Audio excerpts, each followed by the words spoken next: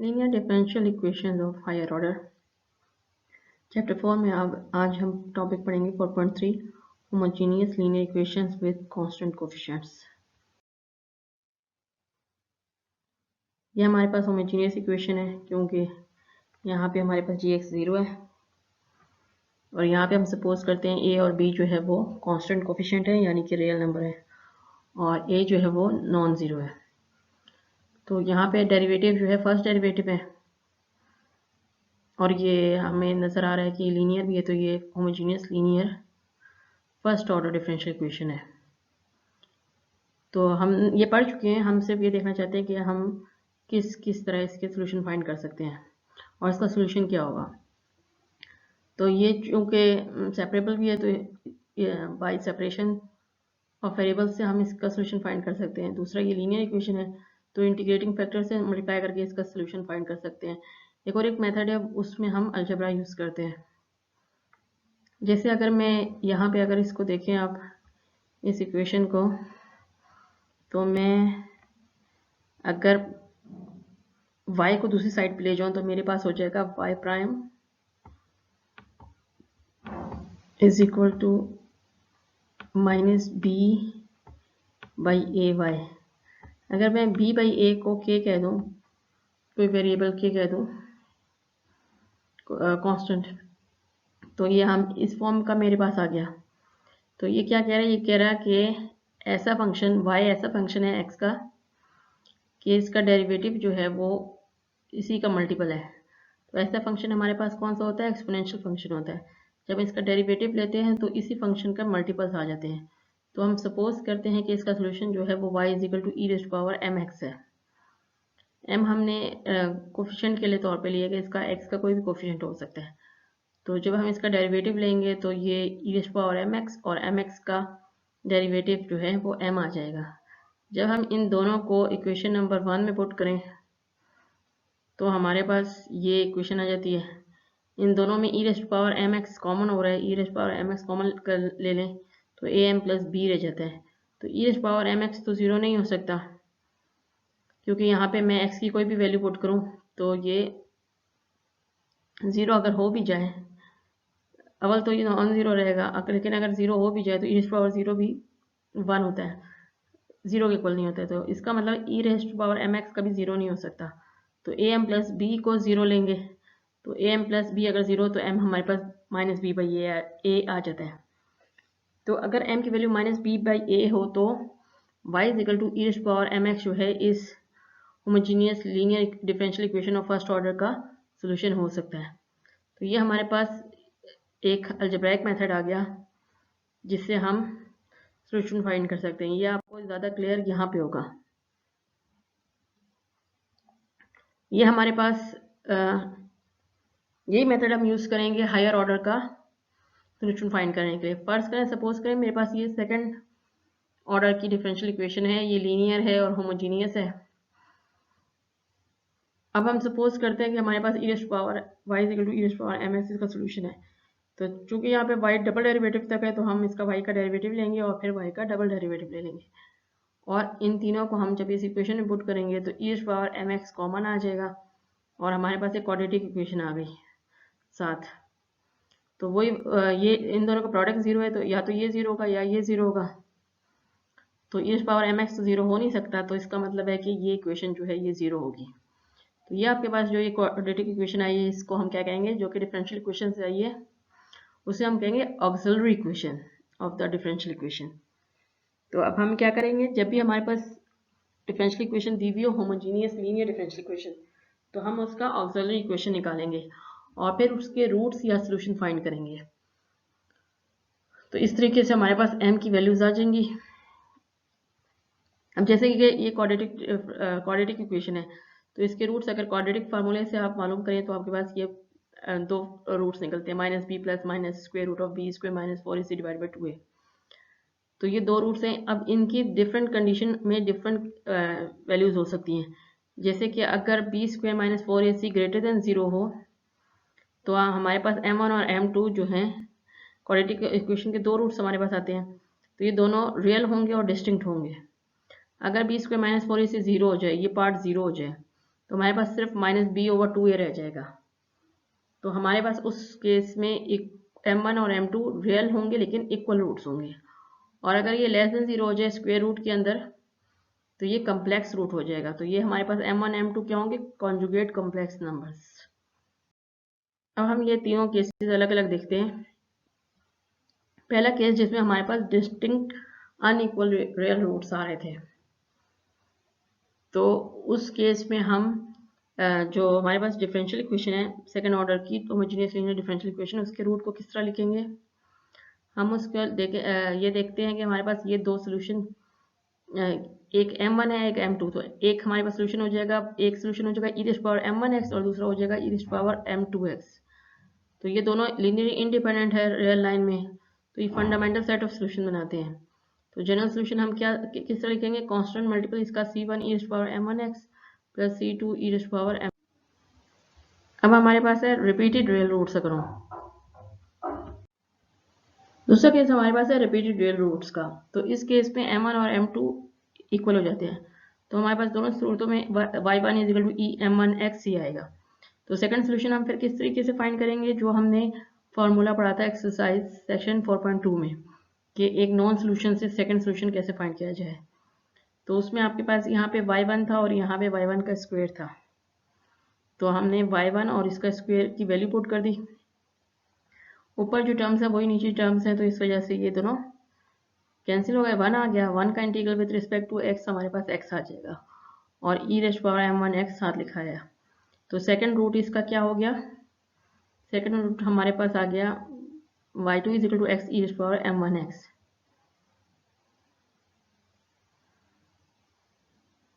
तो हमारे पास general solution क्या होगा, जनरल सोल्यूशन हमारे पास आ जाएगा, जनरल सोल्यूशन हमारे पास आ जाएगा ये first solution c1 e⁻m1x plus second solution plus c2 x e⁻m1x। तो हमारे पास जितने रिपीटेड सोल्यूशन होंगे उतने हम साथ x की पावर ऐड करते जाएंगे। थर्ड पार्ट पे जाने से पहले हम ये एक क्वेश्चन देख लेते हैं एक्सरसाइज 4.3 का। यह हमारे पास second order homogeneous linear differential equation है। इसकी ऑक्सिलरी इक्वेशन हम निकालेंगे, हम डायरेक्ट भी निकाल सकते हैं अगर हम y = e⁻m(x) सपोज करें और फिर इसके अंदर पुट करें। प्रोसीजर वही है, और लेकिन अगर आप डायरेक्ट लिखना चाहते हैं तो यहाँ डबल डेरिवेटिव है तो यहाँ m² हो जाएगा, यहाँ पे सिंगल डेरिवेटिव है तो यहाँ उसकी जगह m आ जाएगा, और अगर y हो तो उसकी जगह 1 आ जाता है। तो ये अगर आप निकाल के देखना चाहते हैं तो आप निकाल के भी देख सकते हैं, वही प्रोसीजर है जो मैंने आपको बताया था।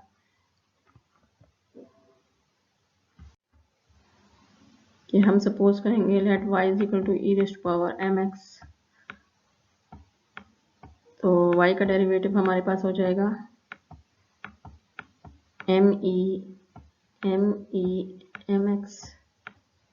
और y का डबल डेरिवेटिव हमारे पास हो जाएगा m² e⁻mx, और यहाँ पुट करेंगे तो 4m² e⁻mx आ जाएगा, और यहाँ पे हमारे पास आ जाएगा m(e⁻mx) आ जाएगा = 0, और e⁻mx कॉमन आ जाएगा और वो तो नॉन ज़ीरो होता है, तो ये आपके पास 0 आ जाएगा। तो ये डायरेक्ट हम इस तरीके से भी फाइंड कर सकते हैं कि हम सिर्फ इसका डबल डेरिवेटिव की जगह m² लिख दें, सिंगल डेरिवेटिव की जगह m लिख दें और y की जगह आप 1 लिख दें। तो इस तरह डायरेक्ट एक्सिलरी इक्वेशन लिखी जा सकती है। अब हमने इसके रूट्स फाइंड करने हैं, तो यहाँ पे देखिए m कॉमन हो रहा है, हमने m कॉमन ले लिया, तो इसका मतलब या तो m 0 है या फिर 4m+1 0 है, क्योंकि ये इन दोनों का प्रोडक्ट है। तो m 0 आ गया, और अगर 4m+1 को 0 लें तो यहाँ से आपके पास m = -1/4 आ जाता है। तो ये हमारे पास रियल रूट्स हैं लेकिन डिस्टिंक्ट हैं। तो ये गिवन डिफरेंशियल इक्वेशन का हमारे पास जनरल सोल्यूशन क्या होगा, c1 e⁻m1x, जो ये पहला सोल्यूशन है तो 0x हो गया, और c2 e⁻−1/4x, तो e⁻0x आपके पास e⁻0 हो गया, 1 हो गया, तो y मेरे पास आ गया c1 + c2 e⁻−1/4x, ये इसका सोल्यूशन आ गया इस second order homogeneous differential equation का। अब केस 3 था कॉन्जुगेट कॉम्प्लेक्स रूट्स। यहाँ पे अगर m1 m2 आपके पास कॉम्प्लेक्स नंबर है तो हम कॉम्प्लेक्स नंबर हमेशा कॉन्जुगेट फॉर्म में आते हैं। तो यहाँ आपके पास अगर अल्फा प्लस आयोटा भी आया तो बीटा आया तो अल्फा माइनस आयोटा बीटा भी आएगा। जैसे हमारे पास क्वाड्रेटिक फार्मूला है उसमें आपके पास प्लस माइनस आता है। तो ये आपके पास दो रूट हो गए, वे अल्फा बीटा ग्रेटर देन 0 है आर रियल, और ये जो है ये आपके पास अल्फा बीटा रियल नंबर होंगे और आयोटा स्क्वायर जो है वो -1 के इक्वल हो गया कॉम्प्लेक्स नंबर। तो ये डिफरेंट रूट्स हैं। तो ये हमारे पास c1 e power m1x plus c2 e power m2x हो गया। तो अगर हम इस पे ऑयलर फार्मूला लगाएं, ऑयलर फार्मूला क्या होता है, e iota theta is equal to cos theta plus iota sine theta. तो यहाँ पे आयोटा किसके साथ है, बीटा एक्स के साथ है, यहाँ पे भी बीटा एक्स के साथ है। तो ई आयोटा बीटा एक्स हमारे पास क्या हो जाएगा, कॉस इसके लिहाज से cos beta x plus iota sign beta x, और यहाँ पे हमारे पास माइनस आयोटा बीटा एक्स भी आ रहा है। तो यहाँ पे इसी तरीके से cos minus beta x plus iota sign minus beta x. Cos minus beta x किसके इक्वल होता है, कॉस इवन फंक्शन है तो cos minus beta x cos beta x के इक्वल हो जाएगा, और साइन जो है वो ऑड फंक्शन है तो साइन माइनस बीटा एक्स जो है माइनस साइन बीटा एक्स के इक्वल हो गया। अगर आप इन दोनों को ऐड करें तो आपके पास 2 cos बीटा एक्स आ जाएगा, और अगर सब्ट्रैक्ट करें तो 2 sin बीटा एक्स आ जाएगा। अब हमारे पास हम जो हमने y लिया था वो हमने ये सपोज किया था। तो इसमें अगर मैं c1 c2 को 1 पुट करूं तो मेरे पास ये ऐड हो जाएंगे, और अगर इसको 1 ले लूं और c2 को -1 ले लूं इसमें, तो हमारे पास इस फॉर्म में आ जाएंगे, यहाँ सब्ट्रैक्ट हो रहा है। तो y1 को अगर ओपन करके लिखें तो e अल्फा एक्स इंटू ई आयोटा बीटा एक्स हो जाएगा। इसी तरह e प्लस ई alpha x into E minus iota beta x. तो ई अल्फा एक्स दोनों में आ रहा है, कॉमन ले लें तो आपके पास इन दोनों का सम आ गया। तो ये किसके इक्वल था, ये 2 cos बीटा एक्स के इक्वल आ गया। और इसी तरीके से अगर इसको देखें और इसको ओपन करके करें और इसमें से ई अल्फा एक्स कॉमन ले लें तो ये डिफरेंस आया, तो डिफरेंस किसके इक्वल है, 2 आयोटा साइन बीटा एक्स। तो इसकी वैल्यू यहाँ पे पुट कर दी तो हमारे पास y1 और y2 आ गया। अब ये तो हमारे पास फंडामेंटल सेट ऑफ सॉल्यूशंस है। तो जनरल सॉल्यूशन किस तरीके से लिखेंगे, जनरल सॉल्यूशन में हम इनके साथ कांस्टेंट मल्टीपल ऐड कर देंगे, लीनियर कॉम्बिनेशन हो जाएगा इन दोनों का। तो y is equal to c1 e power alpha x cos beta x, और फिर इसके साथ c2 e power alpha x sine beta x, और ये जो 2 जो है ये इस कांस्टेंट मल्टीपल के अंदर ही एब्जॉर्ब हो गया। और अगर चाहें तो ई अल्फा एक्स को कॉमन ले लें तो आप इसको इस फॉर्म में भी लिख सकते हैं। तो जब हमारे पास दो रूट्स आएंगे अल्फा प्लस आयोटा बीटा और अल्फा माइनस आयोटा बीटा, तो अल्फा जो कि रियल पार्ट है उसको हमने ई की फॉर्म में लिखना है, ई अल्फा एक्स, और बीटा जो कि आयोटा के साथ था इमेजिनरी नंबर था उसको हमने cos beta x plus sign beta x इस फॉर्म में लिखना है। तो इसकी हमारे पास ये एग्जाम्पल है, क्वेश्चन है 37। इसमें भी हमें second order linear homogeneous differential equation दी हुई है, साथ दो कंडीशन दिए हुए हैं x इज इक्वल टू 0 पे। तो यह हमारे पास इनिशियल वैल्यू प्रॉब्लम है। इस डिफरेंशियल इक्वेशन के हम ऑक्सिलरी इक्वेशन निकालें तो m square plus 16 is equal to 0 आ जाएगा। तो यहाँ से हम m की वैल्यू निकाल लेते हैं, मेरे पास m आ जाएगा +-4 आयोटा जो एक कॉम्प्लेक्स नंबर है। तो अगर ये हमारे पास जनरल सोल्यूशन बनता है तो इसको अगर इस तरीके से लिखें तो इसमें वैल्यूज पुट करें तो अल्फा की वैल्यू क्या है, 0 है यहाँ पे, और बीटा की वैल्यू e पावर 0 1 हो गया, और बीटा की वैल्यू 4 है तो यहाँ 4 बीटा की जगह 4 पुट कर दिया। तो हमारे पास y is equal to c1 cos 4x plus c2 sin 4x इसका जनरल सोल्यूशन हो गया। अब हम ये तो हमारे पास डिफरेंशियल इक्वेशन का जनरल सोल्यूशन हो गया। अब हम इसका इनिशियल वैल्यू प्रॉब्लम सॉल्व करने के लिए पहली condition y of 0 is equal to 2 इसमें पुट करते हैं। तो y की जगह 2 आ जाएगा और x की जगह 0 आ जाएगा, cos 0 1 हो गया, sin 0 0 हो गया, तो c1 इज इक्वल टू 2 आ जाएगा हमारे पास। फिर दूसरी कंडीशन है y prime 0 is equal to -2। तो इसके लिए इस इक्वेशन को हम डिफ्रेंशिएट करते हैं। अगर आप यहाँ पे c1 की वैल्यू पुट कर देते हैं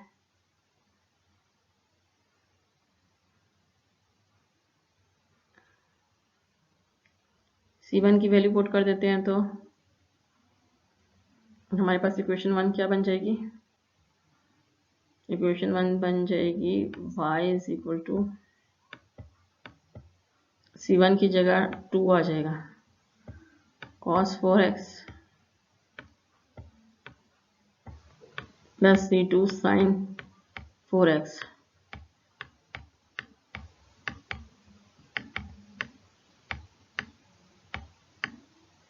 ठीक है, तो अब इसको डिफ्रेंशिएट करें तो ये y प्राइम हो जाएगा और ये हो जाएगा आपके पास, ये y प्राइम हो जाएगा, ये हो जाएगा 2 cos 4x हो जाएगा माइनस साइन 4x इंटू 4, तो ये माइनस 8 साइन 4x हो गया। और ये हमारे पास C2 साइन 4x है, C2 ऐसे कोफिशिएंट है वैसे रहेगा, और साइन 4x की जगह हमारे पास आ जाएगा cos 4x इंटू 4, तो ये 4C2 cos 4x आ गया। तो अब हमने इसमें इनिशियल कंडीशन पुट करनी है, y prime 0 equal to -2, y prime की जगह -2 आ गया और x की जगह 0 0 आ गया, साइन की टर्म 0 हो गई और cos जो है वो cos 0 1 हो गया, तो 4C2 इज इक्वल टू -2 आ गया, यहाँ से C2 की वैल्यू आ गई -1/2। तो हम जनरल सोल्यूशन में पुट करें, इस इक्वेशन में पुट करें, तो ये पहले से टू cos 4x था, अब C2 की जगह हमने -1/2 पुट कर दिया, तो y is equal to 2 cos 4x minus 1/2 sine 4x जो है ये इस इनिशियल वैल्यू प्रॉब्लम का सोल्यूशन आ गया। अब हमारे पास हायर ऑर्डर की इक्वेशन हो, अगर मतलब मोर देन ऑर्डर 2, तो ये हमारे पास उसकी एक्सिलरी इक्वेशन हमारे पास ये बन जाएगी, और ये जितने भी ए आई हैं ये हमारे पास कांस्टेंट होंगे, रियल नंबर्स होंगे। तो अगर ये सारे के सारे रूट्स रियल एंड डिस्टिंक्ट हैं तो हमारे पास क्या आ जाएगा, y is equal to C1 e⁻m1x, C2 e⁻m2x, और ये हमारे पास n डिग्री की पोलिनोमियल है तो हमारे पास e⁻mnx आ जाएगा। और अगर फर्ज करें हमारे पास रिपीटेड रूट्स आते हैं या कॉम्प्लेक्स रूट्स आते हैं तो फिर उस केस में हमारे पास क्या हो जाएगा, अगर फर्ज करें हमारे पास k रूट्स हैं और वो सारे के सारे इक्वल हैं m के, तो फिर हमें k-1 तक जाना होगा। जैसे उस केस में हमारे पास 2 थे तो हमने e⁻m1x लिखा और फिर x e⁻m1x हो गया, तो अगर हमारे पास k होंगे तो फिर x की पावर बढ़ती जाएगी, k-1 तक जाएगी, और जो इनका जनरल सोल्यूशन है वो इनकी लीनियर कॉम्बिनेशन हो जाएगा। ये हमारे पास एक और क्वेश्चन है 53, इसमें भी हमें second order homogeneous linear differential equation दी है, लेकिन ये जो वैल्यूज़ हैं वो बाउंड्री कंडीशन है, क्योंकि x इक्वल टू 0 पे दिया हुआ है, x इक्वल टू 1 पे दिया हुआ है, तो ये हमारे पास बाउंड्री वैल्यू प्रॉब्लम है। तो इसकी ऑक्सिलरी इक्वेशन हमारे पास हो जाएगी m square minus 10m plus 25 is equal to 0। इसको आप सॉल्व करेंगे, क्वाड्रेटिक इक्वेशन है, ये फैक्टराइज हो सकती है, इसको फैक्टराइज कर लेते हैं, -10m को हम -5m लिख देते हैं, और इन दोनों का जो प्रोडक्ट है वो 25 आ जाएगा, -25m स्क्वेयर के इक्वल आ जाएगा। तो यहाँ से हम m कॉमन ले लेते हैं और यहाँ से हम -5 कॉमन ले लेते हैं, और इस पूरी से हम m-5 कॉमन ले लेते हैं, तो बाकी m-5 बच गया। दो नंबर्स का प्रोडक्ट 0 के इक्वल है तो या तो पहला 0 के इक्वल होगा या दूसरा इक्वल होगा 0 के, तो यहाँ से आपके पास रिपीटेड रूट्स आ गए। जनरल सोल्यूशन क्या हो जाएगा, y is equal to C1 e⁻5x plus C2 x e⁻5x, ये हमारे पास इसका जनरल सोल्यूशन आ गया। अब हम गिवन कंडीशन पुट करते हैं, y of 0 is equal to 1, यहाँ पे पुट करें तो y की जगह हम 1 पुट करेंगे और x की जगह 0 पुट करेंगे, तो हमारे पास C1 1 आ जाएगा। इसी तरीके से सेकंड कंडीशन है y of 1 is equal to 0, तो यहाँ पे इक्वेशन 1 में हमने C1 की वैल्यू पुट कर दी। सेकंड कंडीशन इक्वेशन 2 में पुट करें तो हमारे पास y की जगह 0 पुट करेंगे और x की जगह 1 पुट करेंगे, तो हमारे पास ये आ गया। यहाँ पे e⁻5 कॉमन आ रहा है, e⁻5 कॉमन ले लिया। अब e⁻5 तो 0 के इक्वल नहीं होता है, तो 1 प्लस C2 0 के इक्वल होगा, तो यहाँ से C2 की वैल्यू -1 आ गई। तो इसको इक्वेशन 2 में पुट करें तो y is equal to e⁻5x minus x e⁻5x जो है वो बाउंड्री वैल्यू प्रॉब्लम का